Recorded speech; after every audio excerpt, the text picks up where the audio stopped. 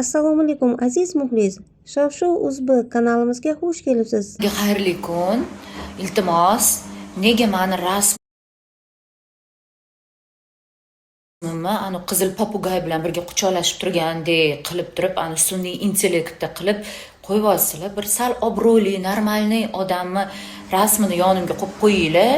Uni bir oyog'i go'rda, qizil papugay, o'zi vechni qizil rang kiyib yuradi. Ani qarigan chog'ida ham красного дурака видно издалека degandek qip-qizil kiyib olib.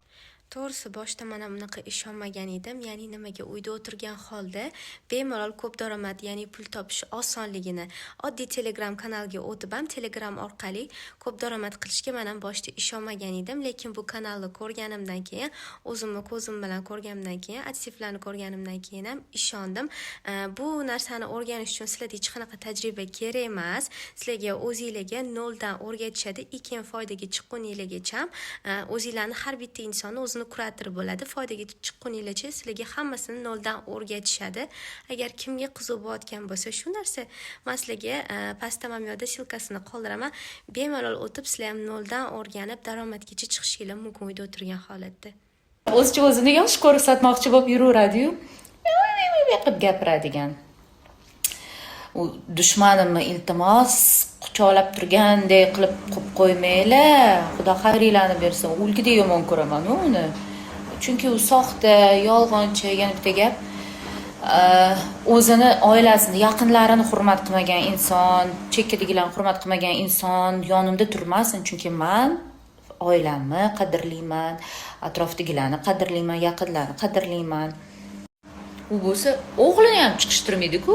Kelinim naqa deb o'zicha maqtanib yolg'on gap gapirib o'tiradi. Rossa maskada. Maska degani biz hammamiz bilamiz. Sizlar begonalar, tanimaganlar, odamlar bilishmaydi-da, qanchalik maskadaligini. O'g'lini chiqishtirmagan, kelini chiqishtirmagan, shuning uchun alohida yashashadi. Bo'lmasam ona bola allaqachon vaynlar olib birgalikda ijod qilmaydimi? Nima deysizlar?